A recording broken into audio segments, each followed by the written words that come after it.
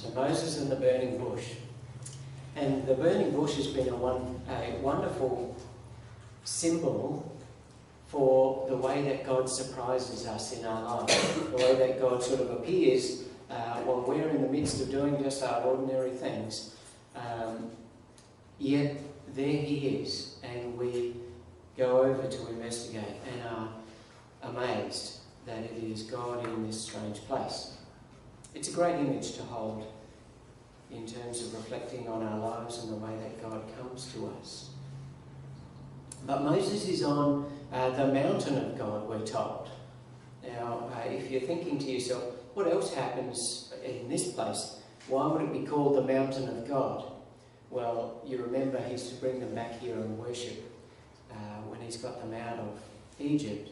And when they come back, he receives the Ten Commandments at this place. God says to Moses, I am the God of your ancestors. I have heard the people's cry, and I will deliver them. I will bring them to a good land flowing with milk and honey. And then he says, so I will send you. All this stuff that God is going to do for his people, I have heard, I will deliver, I will bring them to this land. So I will send you. Isn't it fascinating that God has all the promises wrapped up in what he is going to be doing in these people of his? All his mercy and forgiveness, all his love, and the promises that are there for them hang on this one person, on Moses.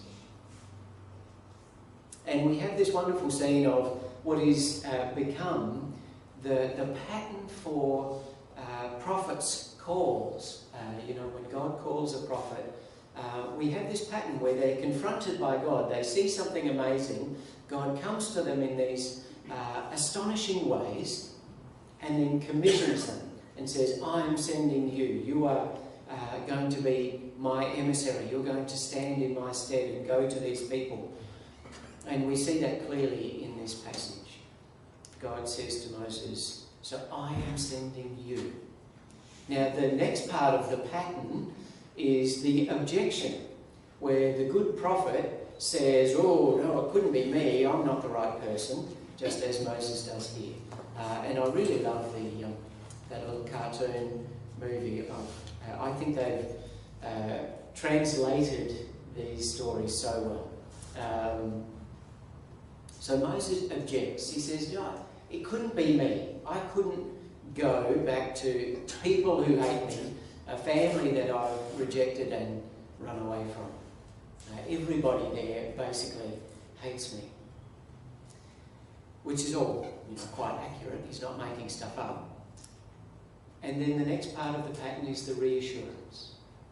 God reassures Moses that he will go with him to do this really difficult, a massive task, but he will go with him. And he says, and this will be a sign for you. Did you pick up what the sign was? Either the video, you probably all, yes, nodding your head. No, Staff. you didn't. You did not. What was the sign? He said, and this will be the sign for you. Staff? And you will come and worship on the mountain. No, it's not the staff. Take the staff, sure, take that. You'll perform my wonders. Great. But it's funny, isn't it? In all of the prophet's stories, God gives them a sign. And it's usually this powerful demonstration to show that he is God and that he can accomplish this amazing job. In this story, however, the pattern is slightly broken. God doesn't really give a sign. The sign is, in fact, afterwards. The sign is that you will no longer be enslaved in Egypt, but you will be on this mountain and you will worship me. The sign is, in fact, the job rather than a foreshadowing of what will come. You have to say, well, what is the magical, mystical, crazy thing that happens that is a sign of God's power? Well, it's the bush. The bush that is on fire but isn't burning up is kind of extraordinary and powerful display of who God is, isn't it?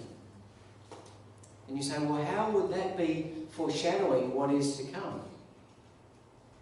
Well, do you remember the journey that gets them there? And the column of fire that leads them there? And in a sense, that little bush of fire could be foreshadowing the way that God would in fact lead them to that place, that they would worship in that place. And that's where they all get to know who God is. And God gives Moses his name. You remember as we travelled with Jacob wrestles with God all night long and says, "Give me your name." And what was the answer? "Who are you to ask my name?" And he doesn't give him the answer, does he? And now finally God gives Moses his name. The name that is to be known forever. The name Yahweh.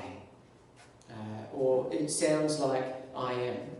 It also sounds just like the word I will be and I was.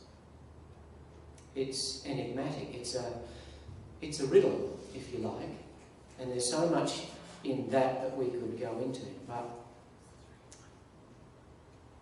I wanted to focus just on this calling process. The way that Moses is called by God. He is commissioned by God. And though Moses objects to that, he's given this awesome task and the assurance that God would go with him. We're picking up this travelling motif, this journey from slavery to freedom and the promised land. But central to all of that being possible is Moses hearing the call and doing what God has asked him to do.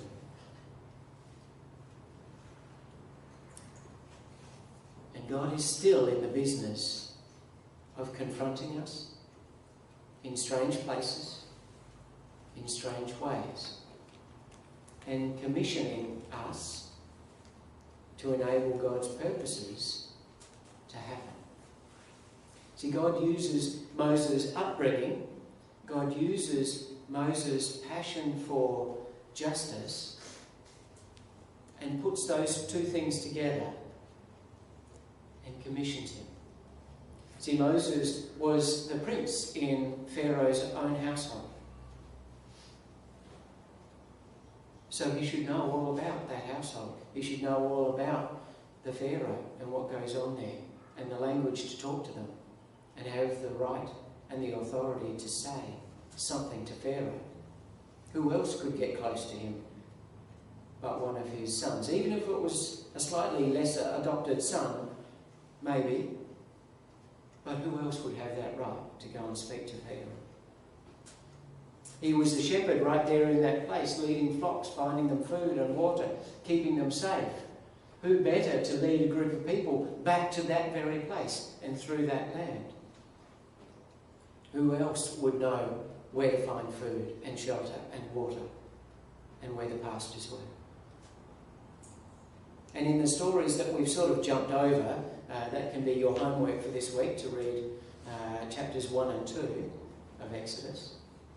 You'll see that Moses, as a young man, has a passion for justice. And he greatly desires to see justice done. So who better for this job than Moses? And so I want to push on quickly to say, God has gifted you. And God wants your stories. And he wants the passions that he's gifted you with to smash them together and commission you. You are God's chosen people. You are the ones that God is calling and sending this day. It's not something that just happens way back then. It's every day. I was called and I was commissioned, and people laid hands on me and prayed for me and directed me off into ministry. Well, that was, 16, 17 years ago? Some time ago now. But God's doing that every year. God's doing that even every week. God's doing that in your lives just the same. Calling you and commissioning you. Taking who you are, who He's made you to be, and longing for you to enact His purposes and His plans for His people. It is an ongoing experience of God. As God meets us in those burning bushes in our daily life, He calls out to us. So if the symbols of Moses' journey are maybe the whip and his staff that I brought in this morning, going from slavery to being led people, people who are shepherded, which I really quite like. What is the symbol of our good news? And Christ, our shepherd. Well, it's probably not one that you would think of. I want to offer you a small group. I want to offer you, as the people of this church, small groups and this church life. These people, look around you. It's a pretty odd place, but they're all burning bushes. They're all people for you. And God wants to work with you in these people. It's through them that you'll discover your gifts, that people will pray with you and say, do you know what? You are amazing at caring or at just remembering people's down days, and you ring them. You just pick up on those things. Or maybe it's that you make a cake just at the right time. Or maybe it's that you have a word of knowledge. Or that you can pinpoint what God is doing in someone's life. Maybe it's that your great gift is in serving, or in building, or in fixing, or in teaching, or in apprenticing. You are people that are greatly gifted, and you've all got great stories. Just like Moses, you've got a lifetime of experiences that God wants to use. Some of you, your experiences are pretty long, I'll admit, but God has more to work with, doesn't He? God is calling you and commissioning you to be His people this day.